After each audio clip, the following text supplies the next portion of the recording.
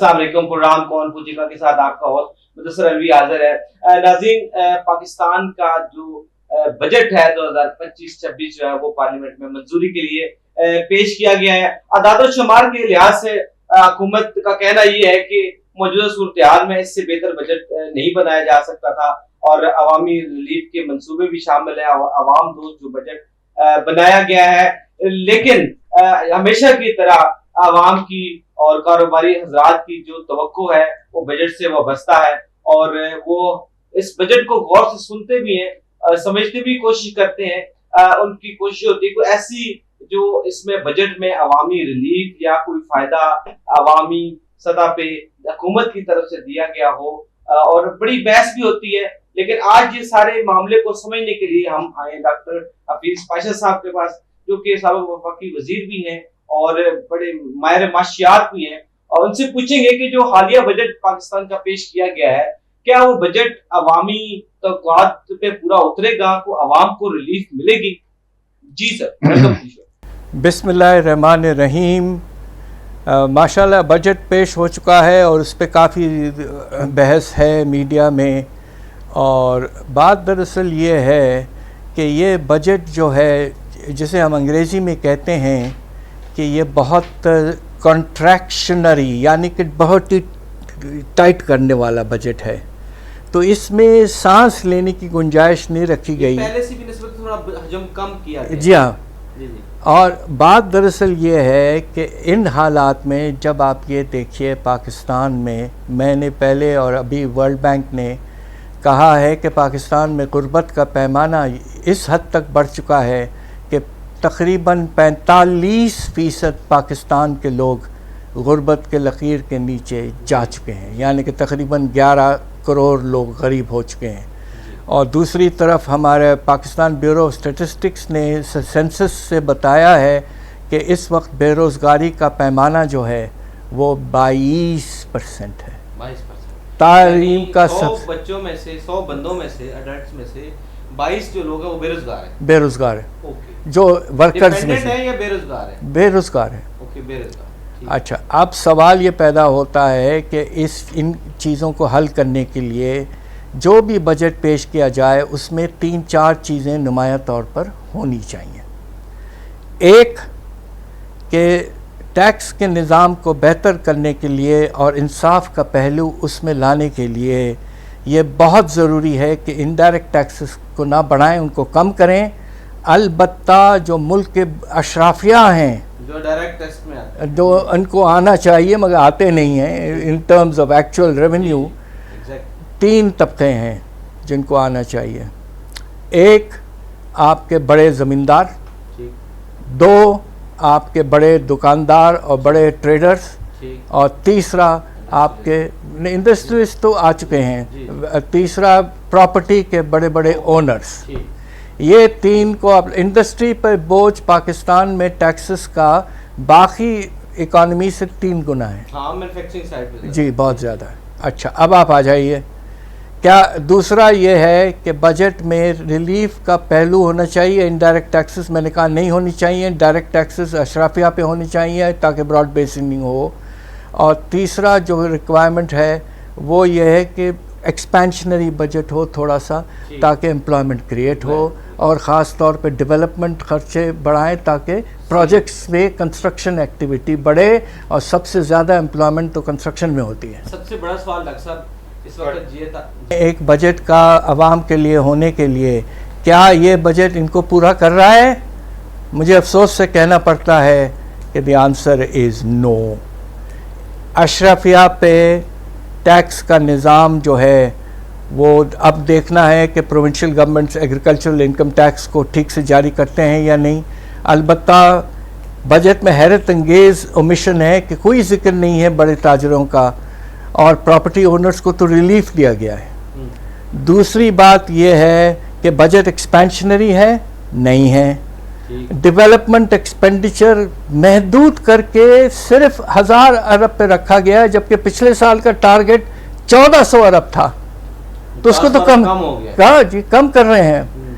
اور تیسرا جو مسئلہ ہے وہ یہ کہ ریلیف چھوٹا سا ایک انٹرونشن ہے بے نظیر انکم سپورٹ پروگرام، اس میں 20% صرف اضافہ دیا گیا ہے، جبکہ اس کو کم از کم 2 گنا ہونا چاہیے۔ یہ ہے پوزیشن بجٹ کی عوام کے لحاظ سے۔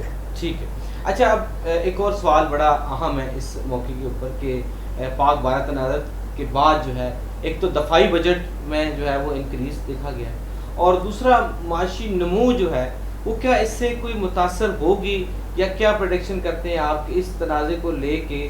ایک تو جو انڈس واٹر ٹریٹی کا بھی انڈیا نے جو ہے وہ انعراف کیا، تو اوورآل آپ کیا امپیکٹ بجٹ پہ دیکھتے ہیں ان دونوں چیزوں کا؟ یہ سوال کو تھوڑا آگے بڑھا کر یہ بھی کہہ دیں کہ کیا وہ چیزیں پوری طور پر آ گئی ہیں بجٹ میں؟ سب سے پہلے آپ نے مناسب بات کی کہ ڈیفنس کا بجٹ بڑھانا ضروری تھا۔ ہم نے اس بجٹ کو تقریباً 2500 ارب تک لے کے چلے گئے ہیں، اور اس میں تقریباً 20% اضافہ ہے جو مناسب ہے۔ دوسرا جو آپ نے کیا ہے کہ ایمرجنسی پروویژن میں آپ نے 70% اضافہ دیا ہے، جو کہ مناسب ہے کہ خدا نخواستہ اگر پھر سے کچھ جنگ شروع ہو جائے تو خرچے بڑھیں گے، تو ہم نے ایک اسپیشل ایمرجنسی پروویژن رکھا ہے اور اس میں 70% اضافہ دیا ہے۔ مگر ایک چیز بہت اہم ہے جو نہیں ہے، اور وہ کیا ہے؟ انڈس واٹر ٹریٹی سے انڈیا پیچھے ہٹ چکا ہے، اور کچھ سالوں میں ان کی پوری کوشش ہوگی کہ پاکستان سے پانی ڈائیورٹ ہو جائے۔ تھوڑا ٹائم لگے گا لیکن ڈائیورٹ کریں۔ اب ہم کیا کرنا ہے؟ ہمارے جو واٹر ریسورسز پروجیکٹس ہیں اس وقت 34 بڑے پروجیکٹس ہیں، جس میں آپ کا ڈیمر باشا ڈیم ہے، میمن ڈیم وغیرہ پروجیکٹس ہیں۔ اس پہ خرچہ ٹوٹل جو پروجیکٹس کو کمپلیٹ کرنے پہ 2400 ارب کے لگ بھگ ہوگا۔ ہمیں اس کو بڑھا دینا چاہیے تھا تاکہ یہ ایلوکیشنز تیزی سے خرچ ہوں اور یہ پروجیکٹس مکمل ہو جائیں، بن جائیں، جلدی بن جائیں۔ مگر حیرت انگیز بات یہ ہے کہ پچھلے سال 184 ارب دیے تھے ان پروجیکٹس کے لیے، اور اس سال کم کر کے 133 پروجیکٹ دیے گئے، ارب دیے گئے۔ تو کیا ان کو احساس نہیں ہے کہ پانی کی پرائیورٹی اس وقت نمبر 1 ہو چکی ہے؟ اور ادروائز بھی ہمارا گراؤنڈ لیول بھی کم ہو رہا ہے، ہمیں پانی کو اینی وے کرنا تھا۔ تو اب سوال یہ پیدا ہوتا ہے کہ آپ نے پبلک سیکٹر ڈیولپمنٹ پروگرام کو کاٹ پوٹ کے چھوٹا کر دیا، اور اس کے نتیجے میں آپ سوچ رہے ہیں کہ ہم ڈیفیسٹ کچھ کم کر لیں گے، مگر اصل بات یہ ہے کہ آپ کو ڈیولپمنٹ کی طرف دیکھنا ہے۔ آپ کا شرح نمو کھینچ کھانچ کے 2.5% کے رینج میں ہے، تو اس کو بڑھانے کے لیے یہ کرنا ضروری تھا، اور پی ایس ڈی پی کے اندر پانی کے پروجیکٹس کو ٹاپ پرائیورٹی دینا تھا۔ یس، وہ نہیں ہوا۔ پائی چارٹ اگر ہم دیکھیں پورے بجٹ کے سینیریو کا، تو اس میں 50% تو ہم جو ہے وہ ڈیبٹ سروس میں جو ہے وہ قرضہ جات کی ادائیگی میں دے رہے ہیں۔ تو ہماری جو قرضہ جو ہے وہ ہم ان فیوچر پریڈکشن یا پاکستان کے مسائل کا حل کیسے ہوگا کہ بجٹ میں ہم جو ہے وہ قرضہ جات کی واپسی میں یا اس کی جو ایکسپینڈیچر ہے وہ ہمارا میکسیمم ہے، اور ادر ایکسپینسز جو ہے اس کے برابر۔ جب بات دراصل یہ ہے کہ کوئی 10 سال پہلے آپ کا جو قرضوں کا بوجھ تھا وہ تقریباً فی کس پر، یعنی کہ ایک شخص پر پاکستان کے 1 لاکھ روپے تھا۔ اچھا، آج وہی بوجھ 3 لاکھ روپے، یعنی کہ ایک بچے پر 3 لاکھ روپے کا بوجھ ہے۔ Every individual present in Pakistan owing 3 lakh is the public debt جسے کہتے ہیں نا، عوام کا ڈیٹ، عوام نے واپس کرنا وہی ٹیکس وغیرہ سے۔ اچھا، اور خوبصورتی اس بات کی ہے کہ اگر آپ ملا لیں ڈیفنس اور ڈیٹ سروسنگ کو، تو فیڈرل گورنمنٹ کی ریونیوز ان 2 چیزوں کو صرف پورا نہیں کر پاتی، ڈیفیسٹ میں چلی جاتی ہے، تو پھر باقی سارے خرچے ڈیفیسٹ میں ہو رہے ہیں۔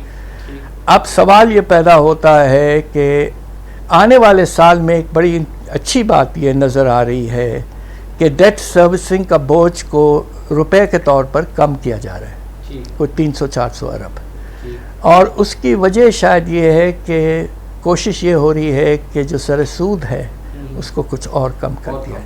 سنگل ڈیجٹ تک لے جائے, ایبسولوٹ نہیں, 5% تو خیر بہت مشکل ہے, اس لیے کہ آئی ایم ایف بیٹھا ہوا آپ کے سر پر, 9 9.5 تک لے جائیں تو بہت بڑی بات ہوگی. ٹھیک. اچھا میرے سوال کا دوسرا حصہ یہی ہے کہ گورنمنٹ کی انکم کب بڑھے گی کہ وہ قرضہ جو ہے وہ ادا کرنا ہے اس کے نہ ہو, اور ڈیولپمنٹل بجٹ اور ادر ایکسپینس وہ میٹ, یعنی گورنمنٹ کی اپنی انکم کیسے بڑھے گی؟ اپنی انکم اشرافیہ کو اگر آپ ٹیکس کے نظام میں لاتے ہیں, بڑے زمیندار کو ٹیکس کے نظام میں لاتے ہیں تو کم از کم 900 ارب ایڈیشنل ریونیو. آپ اگر بڑے دکاندار, بڑے تاجر ان کو لاتے ہیں تو 500 ارب کے لگ بھگ آپ کو وہاں سے ملیں گے. تیسرا, پراپرٹی کے جو بڑے بڑے اونرز ہیں اور جو ہر طرح کے انجوائے کر رہے ہیں ٹیکس ایگزمپشن وغیرہ, ان سے کوئی 1200 ارب ملیں گے. تو آپ کو ان 3 اشرفیہ سے اگر آپ ٹیکس کے نظام کو ٹھیک سے پھیلاتے ہیں تو 2700 ارب تک حاصل کر سکتے ہیں, جو کہ تقریباً ہمارے جو نیٹ ٹیکس ریونیوز ہیں اس میں نمایاں طور پر اضافہ ہوگا. ٹھیک ہے. ایسے آپ نے ڈاکٹر صاحب پراپرٹی کی بات کی تو پاکستان کا یہ بھی تو المیہ رہا ہے کہ ہم مینوفیکچرنگ سائڈ یا انڈسٹری سائڈ پہ ہماری جو ہے وہ رجحان نہیں ہے, اور پراپرٹی کی طرف ہماری انویسٹمنٹ زیادہ ہے, رجحان زیادہ ہے. کیا اتنی پروڈکٹیو پراپرٹی بھی ہے جتنی کہ مینوفیکچرنگ ہے, یا اس سے ہم ایکسپورٹ اورینٹڈ کوئی چیزیں بنا لیں؟ ویری گڈ کوشچن, بہت مناسب کوشچن آپ کا. اور آپ کی بات کو سپورٹ کرتے ہوئے میں یہ کہوں گا کہ آپ کو حیرت ہوگی کہ 20 سال پہلے صنعتوں پر جو پرائیویٹ انویسٹمنٹ ہوا کرتا تھا وہ پراپرٹی سے 2 گنا تھا. آج 20 سال بعد پراپرٹی پہ جو انویسٹمنٹ ہے وہ صنعتوں سے 2 گنا ہو گیا. اور وجہ کیا ہے کہ 6 ٹیکسز ہیں پراپرٹی پر, ان میں سے کل کلیکشن کل کھینچ کھانچ کے پروونشل, لوکل, فیڈرل سب ملو کے دیکھیں تو بہت مشکل سے 300 ارب کا لے کر, اور ہمارا یہ میجر سیکٹر ہے جہاں ایبسولوٹلی.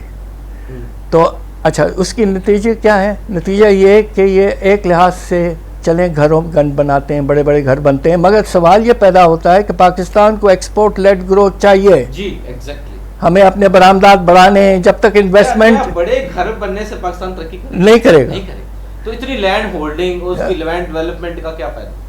آپ کو یہ کرنا ہے کہ انویسٹمنٹ ایگریکلچر بھی انفلوئنس ہو. ایبسولوٹلی. اور دوسری بات یہ بھی ہے کہ پراپرٹی سے ہم پیسہ کماتے نہیں ہیں مگر خرچ کرتے ہیں امپورٹ میں. آپ سٹیل امپورٹ کرتے ہیں, آپ ایکسیسریز آتی ہیں وغیرہ وغیرہ وغیرہ.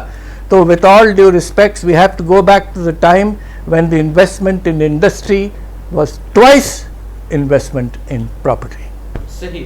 اچھا اس کے علاوہ آئی ایم ایف کے ساتھ ہمارا پروگرام چل رہا ہے, تو ایک تو آپ کیا پریڈکٹ کر رہے ہیں کہ گورنمنٹ ان کی ریکوائرمنٹ کو میٹ کرے گی, اور سیکنڈلی آئی ایم ایف کے پروگرام کے ہوتے ہوئے عوام کو ریلیف کوئی مطلب گورنمنٹ کے پاس ہے گنجائش کی؟ مطلب دیکھیں بات یہ ہے کہ آئی ایم ایف ایک بین الاقوامی ادارہ ہے, اور 2022-23 میں جب ہم بری طرح سے تقریباً ڈیفالٹ کی طرف چلے گئے تھے, 4 ارب ڈالر سے کم ہو گئے تھے ریزروز, اس وقت ایک بڑی تیزی سے ایک سٹینڈ بائی فیسلٹی 1 سال کے لیے آئی ایم ایف نے دی, اور اللہ کا شکر ہے کہ اس سال کے اینڈ تک ہمارے ریزرو 9.5 ارب ڈالر ہو گئے, اور آج وہ 11.5 کے قریب. اچھا اب سوال یہ پیدا ہوتا ہے کہ آئی ایم ایف کے ساتھ آپ کو ٹیکنیکل لیول پر مناسب ڈسکشنز کرنے چاہیے. اب آئی ایم ایف نے 2-3 چیزیں ایسی کہی ہیں کہ جو سراسر غلط ہیں اور اس کے نتیجے میں بہت نقصان ہوا. سب سے پہلے, اور یہ بہت ہی بڑا نقصان ہے اور مجھے اس بات کا بے پناہ دکھ ہے, جب میں حکومت میں تھا تو میں آئی ایم ایف کے ساتھ گھنٹے نیگوشیٹ کرتا تھا, اور آئی ایم ایف مجھ سے گھبراتی تھی, کہتی تھی یہ پروفیسر ہے, یہ پتہ نہیں کہاں سے نمبر لے آتا ہے. ہینڈل کرنے کا تو ظاہر ہے فرق تو پڑتا ہے, استاد ہوتا ہے. ہاں, تو ہوا یہ ہے کہ پچھلے سال آئی ایم ایف نے ایک خطرناک چیز آپ سے کہی کہ ہمارے کسانوں کو پروکیورمنٹ اور سپورٹ پرائس مت دو. ہاں جس کی وجہ سے وہ گندم کا ریٹ جو ہے وہ 34% گرا. اور آپ کو پتا ہے کہ ہمارے کسانوں کو اس سال کتنا نقصان ہوا ہے آمدنی میں؟ 2000 ارب. 2000 ارب. اور اب وہ بیچارے ان کے پاس پیسہ ہی نہیں ہے انویسٹمنٹ کرنے کے لیے. تو آپ کا جو میجر کراپ کا سیکٹر 13.5% گرا ہے اس سال. ہم جی ڈی پی بڑھانا چاہتے ہیں. ہاں بڑھانا چاہتے ہیں تو گریں گے. ایگریکلچر کے سیکٹر کو ہم نے گیر کر ختم کر دیا. اور اس کی سب سے بڑی وجہ آئی ایم ایف کی انٹرفیئرنس، پروکیورمنٹ پرائس کو ختم کرنا، سپورٹ پرائس کو ختم کرنا. پیچھے کیا لاجک ہو سکتی ہے سپورٹ پرائس کہ سبسڈی کم کریں. اور دوسرا کہ لیکن گورنمنٹ تو سب تھوڑا خریدتی ہے نا، اتنا تو زیادہ نہیں خریدتی بالکل. اور دوسرا ایک نئی چیز آئی ہے کہ فرٹیلائزر پہ ٹیکس لگا دو. بھائی ہم جب غلطی سے حکومت میں تھے تو ہم 40% سبسڈی دیا کرتے تھے کھاد پر، اس لیے کھاد is the most important input. Fertilizer ہوگا تو اچھی کراپ آئے گی. جو ہمارا دشمن بارڈر کے سائڈ پہ بیٹھا ہوا ہے وہ اپنے کسان کو 60% سبسڈی دیتا ہے کھاد پر. اور وہاں کی پیداوار ایلڈ جو ہے واگا بارڈر کے اس طرف 2 گنا ہے. Due to low price of electricity and electric. Absolutely صحیح.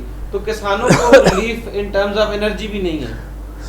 آپ نے ایگریکلچرل ٹیوب ویلز پہ جو ریٹ ہے نا اس کو 3 گنا کر دی. اس کے ایگریکلچر کو اگر ہم سپورٹ نہیں کریں گے، جو ہمارا میجر بیک بون ہے، بیک بون ہے، اس کو ہم سپورٹ نہیں کریں گے. 60% ملک کے لوگ وہاں ہیں اور 55% امپلائمنٹ وہاں ہے. اور اس کو آپ نے بالکل ہی جسے کہتے ہیں نا کہ 13.5%. ویجیٹیبل کی مارکیٹ بھی کریش کر رہی ہے نیچرلی، اس لیے کہ لوگوں کے پاس آمدنی کے لیے پیسے نہیں ہے تو کہاں سے دیں گے وہ. مگر حیرت انگیز بات ہے کہ آپ کو بتا دوں، آپ سب کو خوشی ہوگی سن کے کہ گوشت وغیرہ کی سیل بہت بڑی ہے پاکستان میں. اس کی کیا ریزن؟ 6%. اس کی وجہ ایک یہ ہے کہ جی ڈی پی کے جو شرح نمو ہے اس کو ایک لیول پہ لانا تھا نا، تو کچھ چیزوں کو بڑھانا تھا. تو آپ نے مناسب سمجھا کہ یہ کہہ دیں کہ ہمارے ملک کے جو لوگ ہیں وہ گوشت زیادہ کھا رہے ہیں. 6.5% اضافہ ہو گیا ہے. لوگ امیر ہو گئے ہیں.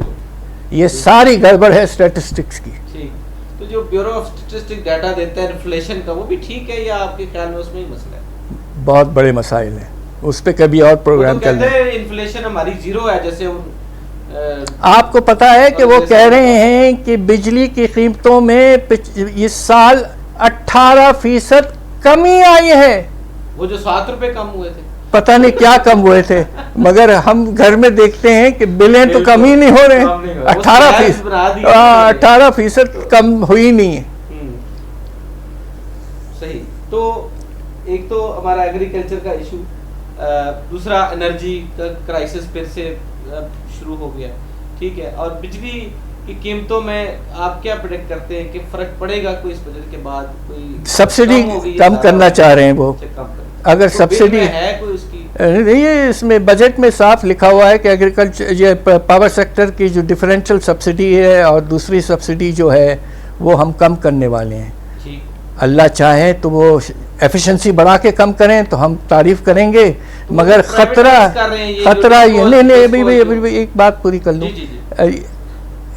شارٹ رن میں سبسڈی کم اسی وقت ہوتا ہے جب آپ قیمت بڑھاتے ہیں. تو اشارہ میں دینا آپ کے لیے کافی ہے آنے والے سال میں کیا ہونے والا ہے. اب آپ سوال کر سکتے ہیں. وہ میں پرائیویٹائز کرنے کا ڈسٹریبیوشن کمپنیز کا ہے تو وہ بھی ایک آپ کو پتہ ہے کتنے پیسے ہم ایکسپیکٹ کر رہے ہیں پرائیویٹائزیشن سے؟ ماشاءاللہ ماشاءاللہ ماشاءاللہ. وہ کیسے؟ میں بتاتا ہوں عام سے ہی ہے نا، بھلے جیسے بھی ہے. آپ میری بات تو سن لیا کریں نا. بجٹ سپیچ میں فائنانس منسٹر صاحب نے 4 چیزوں کا ذکر کیا کہ ہم پرائیویٹائزیشن کریں گے. سب سے پہلے PIA، number 2 Roosevelt hotel new York, number 3 آپ کے کچھ ڈسکوز، نمبر 4 جینکوز جو پبلک سیکٹر کے پاور ان چاروں سے اور روزولٹ ہوٹل سے خاص طور پہ ٹوٹل ہم ان کتنا پیسہ ایکسپیکٹ کر رہے ہیں آئے گا؟ صرف 87 ارب. جسٹ پی آئی اے کو بھی ساتھ ملا کے پی آئی تو چھوڑیے، روزولٹ ہوٹل تو کم از کم $1.5 بلین کا ہے، 300-400 ارب. صحیح، یعنی کل ملا کے ماشاء اللہ ہمارے جو لوگ ایکسپرٹ ہیں نا منسٹری فائنانس وغیرہ میں، وہ تو پی آئی اے تو پہلے بھی ایک دفعہ وہ نہیں ہو نہیں، سکی. پی آئی چھوڑیے، روزولٹ ہوٹل 2 دن میں بک سکتا ہے اگر آپ مناسب طریقے سے بیچنے کی کوشش کریں. مگر 84 billion, that's it. 84 billion dollar ہوتے پھر تو سمجھ آتی. اور ریفارم کی بات ہو رہی ہے، اب ریفارم ہے تو پھر اس کا کچھ بنے گا نہیں. صحیح. تو مینس کے جو مطلب آئی پی پیز جو بھی ہیں ان کو بھی سیل آؤٹ کرنا ہے ان ٹرمز آف کہ وہ آئی پی پیز کا ذکر نہیں آیا. نہیں وہ میں آپ کی بات سمجھ گیا.